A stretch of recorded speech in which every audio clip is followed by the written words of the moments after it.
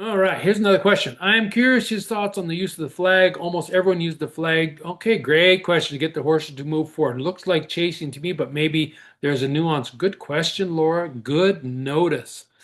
So I was talking with my little inner circle here today, and I was like visiting with them about it because they were very excited and they watched pieces, parts and pieces of it, and Ruben's starting colts here and stuff. And I said there were certain things I said to him. If I was there and you were in the round pen and I was your pen wrangler, I would come in the gate. He goes, I know you would. And I said you would not be doing some of the things that was going on in that thing. I know, I seen it. And I didn't think you'd like it.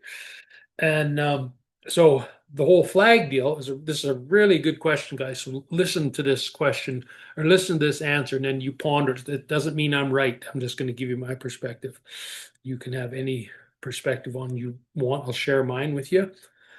Um, so yes, when you're using the flag, you will see people are running because you can't get to the horse. So you have to, and then they're trying to scare the horse forward by making the flag louder and louder and louder and wave it bigger and bigger and bigger, but making sure that they don't touch. So I don't know if I seen anybody touch the horse with the flag. I don't think I did. If they may have and I missed it. But I for sure seen a lot of people running with flag and going really just gunning her. So um they're chasing and scaring the horse forward with the flag. What's another way of saying that? What would be another way? Can you guys think of another way of saying that that would be palatable to the crowd? So instead of scaring the horse forward with the flag, you could say, what would be a palatable way that most people would go, oh, that's so nice. What is the palatable way in that situation? Moving to pressure. Okay. What is a palatable way? Because it was said there. They're trying to make the horse go forward. What is a palatable way that all the people watching would go, oh, that's so nice.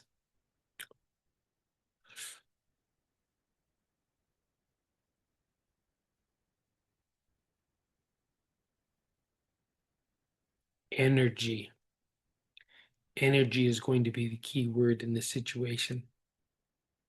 They go, I create energy. I'm creating energy behind my horse to move him forward. And everybody goes, oh, isn't that nice? He created energy to get the horse to move. Well, that's right. I mean, that's another, you could say that, and you're creating a whole lot of life and activity behind the horse. You're running, the flag's going.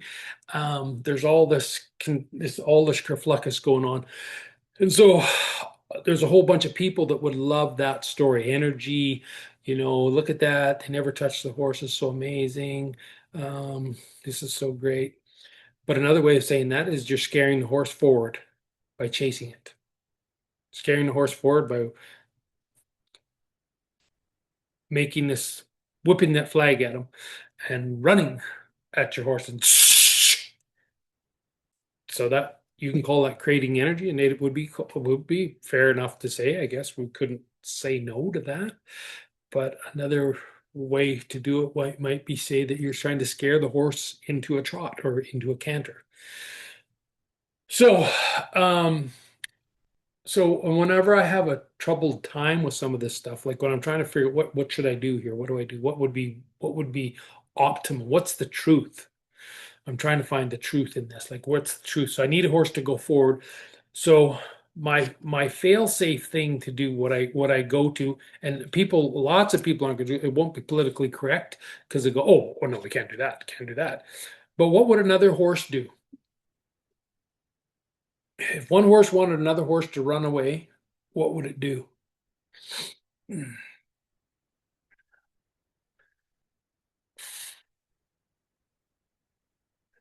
Body language. So if it doesn't, if body language, if that didn't work, what would it do next? It would kick or bite. It would kick or bite the other horse. So it might start out with body language and give it a look, but if that wasn't, but Do you think for 1 second the look is going to work if that horse hadn't already bit that horse? They use the look, then they follow through their phases, they bite or they kick, and then the next time they use body language, that horse that got bit or kicked gets gone. That's the truth of it right there. It's like there's no fluffing it up around the thing. Just go watch horses. Just go turn a bunch of horses loose, sit down on the corral fence and pour yourself a stiff one and watch and see what goes on. That is what they're going to do. So um, there's a whole bunch of people go, well, that's just too much truth for me, Glenn. I don't want to have that much truth. I would like to go with the I use energy to move my horse. And they go, okay, well, you go ahead and use energy and do that. So what the next question is, what would I do? I would do exactly what's in the program. And I would know full well that there's going to be some ladies in the stands that are going to go, oh my goodness, that's so mean. That's so terrible. But I can live with myself and look at myself in the mirror because I've never had a horse that won't go when I ask him to go. So here's a question for you guys. What do you think's worse? Which horse is most upset? When you ask a horse to go and you've taught him he goes, he just goes. You say go, he goes. And in this competition, it's got the same amount of time, but you ask the horse to go and he goes. You've taught him that. What's worse, that or a horse that you've created energy for 3 days, and at the end of the day, the horse is end of the thing, he's rearing, kicking, backing up, tossing his head. Which horse do you think is more upset? Um, so I'm going to follow through and I'm gonna go lead, lift, swing, touch on the ground. Lead, lift, swing, touch, lead, lift, swing, touch, which I showed you guys. Lead, lift, swing, touch. And I will want a level of response out of that horse when I do my lead, lift, swing. But there's going to be no response from him to begin with. Like it's unlikely that he's going to do much with just lead and lift. I'm going to have to go ahead with the swing touch. But I actually do want to touch him because I actually do want to know if I touch Fluffy on the butt, is he going to lose his mind or is he just going to trot forward happily? Like, I need to know what he's going to do. And I need him to understand that there is something um, coming when I ask you super nice and politeful at the beginning and as soft as I can possibly do it. There's something coming behind it, but I need that horse to know to go forward. So uh, horses will flip over backwards on you. So there's a horse in there that I was really worried that they were going to flip over and literally hurt the person. I was really worried. Like I was not jokingly worried, and I don't get worried real easy. Go, whatever, you created it, bud, deal with it. But I was actually worried. I thought this is going to be not pretty to watch. If we just a couple of little stars got aligned here, and that horse is coming over backwards because it would not move forward. And that just built from day after day after day. And part of the reason is because there's all this energy stuff. We're going to just do energy all the time. And we're going to make sure that Fluffy never gets a touch on the butt. But I literally want to know, and I don't have to touch him firm, but I'm not scared to touch him firm. But with these young horses, generally, you barely got to touch them, and it's more than enough to get the message in. I mean, you could touch me that hard across my back, bare back, and it wouldn't do nothing. That's how much you got to do as a rule.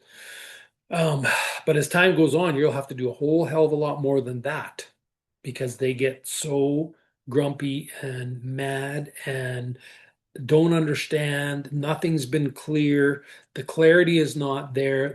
The fight, the argument's been going on for day after day after day.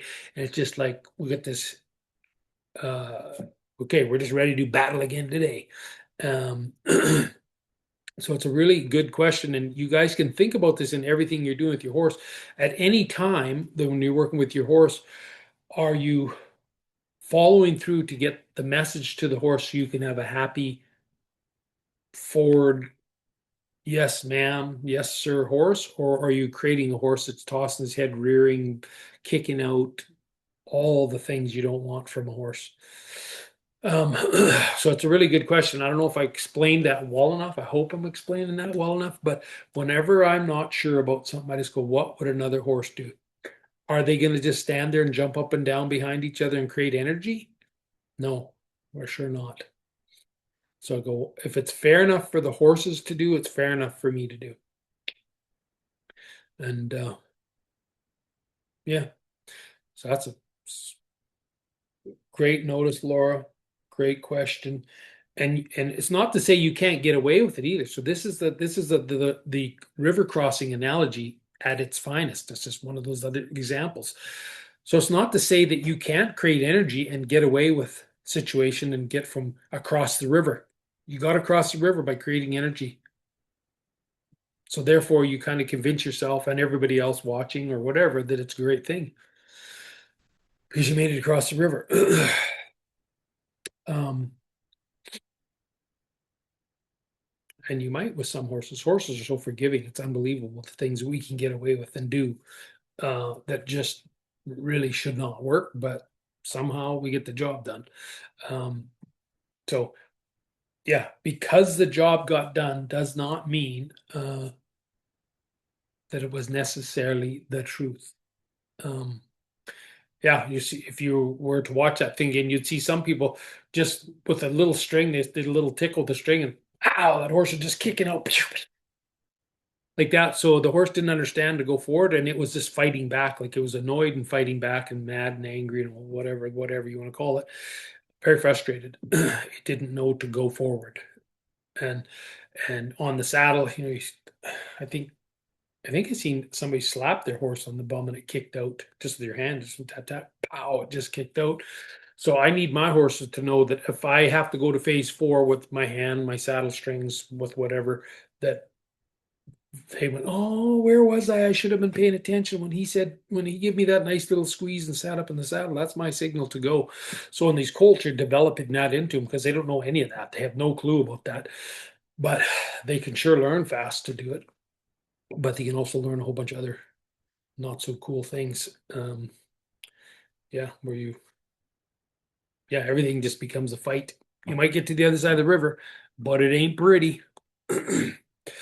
Great questions. All right, guys. Well, I think I'm gonna, if we're all questioned out, if there's any, I don't know if there's any other questions, but yeah, I got to finish my laundry so I can throw everything back in my bag and head out for the next adventure. Yeah, and all these things I'm always telling you guys, you just pick and choose whatever the hell you want. Whatever floats your boat, you do it.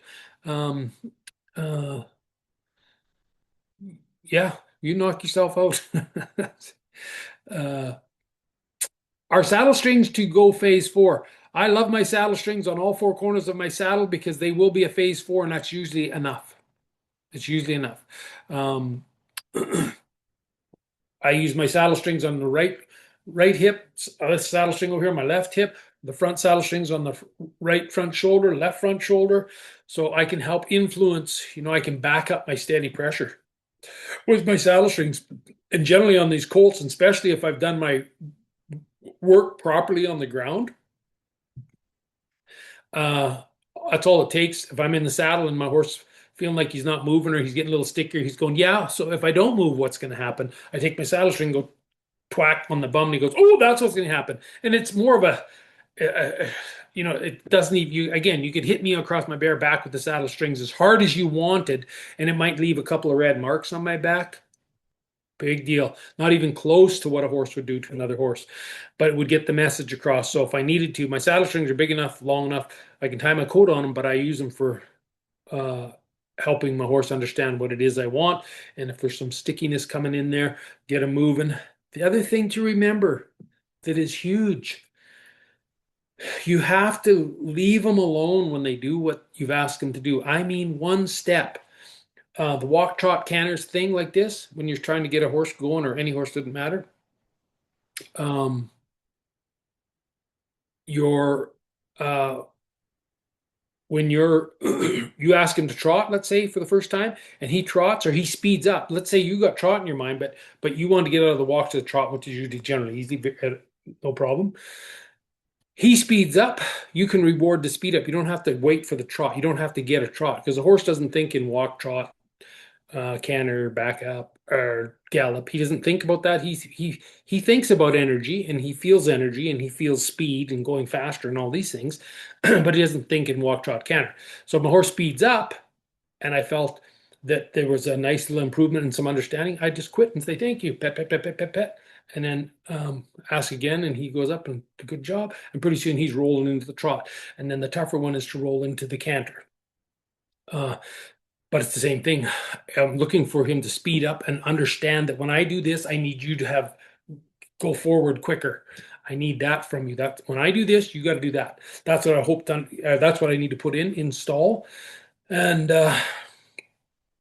then yeah, and then pretty soon he's cantering, and it's not a big deal, and he's not worried about it. You don't have to do much, um, but if tickling him with the saddle strings doesn't work, you're gonna have to do more than tickle. But lots of times, all it does is tickle. You can just take and like literally, you just go, hey, on those colts, and that's it. They say, oh, geez, it was behind the drive line a long ways, and they haven't been touched back there much, and you just went tick, tick, tick, tick, and whoop, off they go. But you can get to where you've messed around so much that spanking them as hard as you can with the saddle string, and they won't care. They'll be argumentative and grumpy and upset and all the rest of it. So, anyways, I try to never get there because it's no fun for me. It's no fun for them. And now you just got a war in your hands that you didn't need to have. So I'm trying to find the truth on the way there. Do everything as close to the truth on the way there so I don't have this mess to deal with. It's always my goal. Doesn't mean I will always hit it, but that is my goal.